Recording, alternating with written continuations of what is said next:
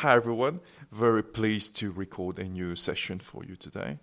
So I welcome you to this session with me, Girish. In today's session, we're going to talk about in the interpretation of the reality around us. Okay, we try to usually make sense of reality around us through our senses. Okay, so we use our eyes to look around us and try to understand what we can see. What's beautiful, what's not beautiful. Everything gets processed through the eyes, and we use our ears to listen to the sounds around us once again, to connect to the reality around us and try to make sense of it.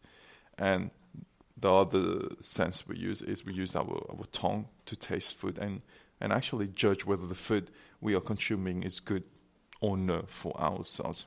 And then you have the sensation of touching and all of that.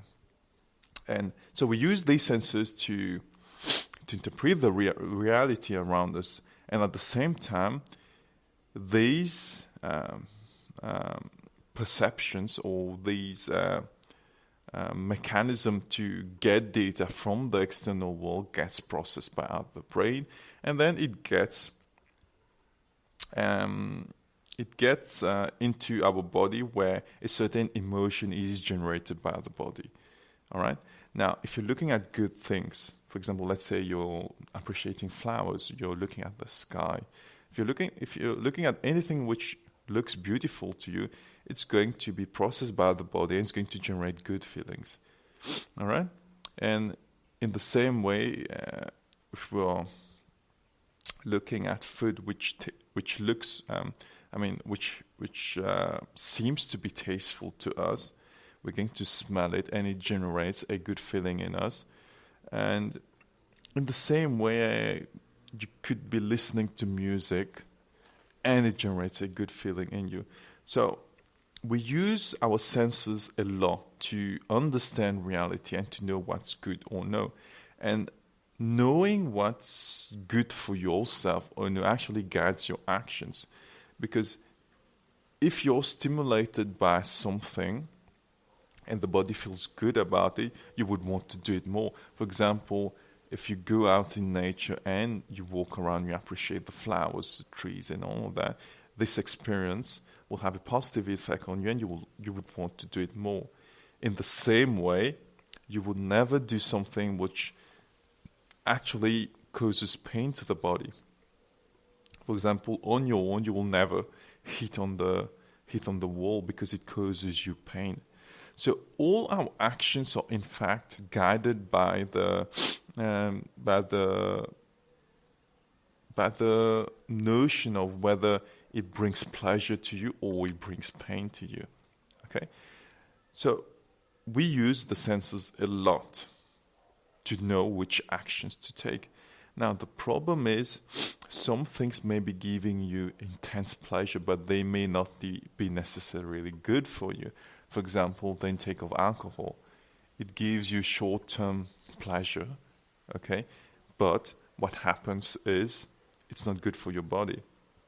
So what I want to tell you is we can't just rely on senses to make sense of reality around us or to live a good and happy life.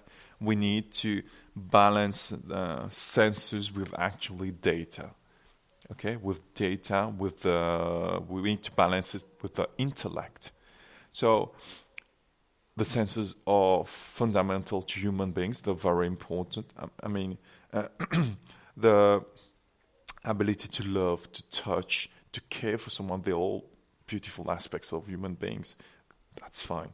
But at the same time, we can't just rely on those. So we need data. For instance, if you knew from the start that alcohol is not good for you, and you intellectually look at the context where you know that alcohol is going to give you short-term happiness, but at the same time it's not good to your body.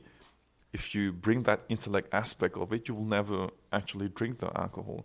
So it becomes very important from the start to actually recognize that the senses are very important to us, Okay, it's like a roadmap to experiencing reality, but at the same time, we need to have that intellect aspect. We need to have that data analysis part, which should be part of our everyday decision making, because you can't just rely on the senses. When it comes to major decisions in your life, you can't just rely on emotions. You can't just rely on and whatever you think is good. You need to look at the data, and that should not erase the human side of things, the emotional side of things, the feeling side of things. They should just complement the decision-making process. All right? So, and if we actually understood it really well, if we knew that the nervous system, the senses could be actually tricked by certain things, we will not even be trapped by the addiction cycle, because addiction is actually quite easy to get into, because we are always driven by pleasure. Okay, so people try things, people try a certain substance, because it makes them get pleasure. So if we knew from the start that we can't just rely on the senses, we need to balance our senses with the intellect. And we've actually trained people from a young age to actually think like that, to be really balanced, to be really mindful, and to actually have data analysis as part of their living. I'm pretty sure that we wouldn't be having so many addiction cases like we do have around right now. Okay, so today's message is basically about knowing how important the intellect is in decision making and how important data analysis is. Okay, so I will see you very soon for another podcast. Okay, lots of love, Girish. Bye bye.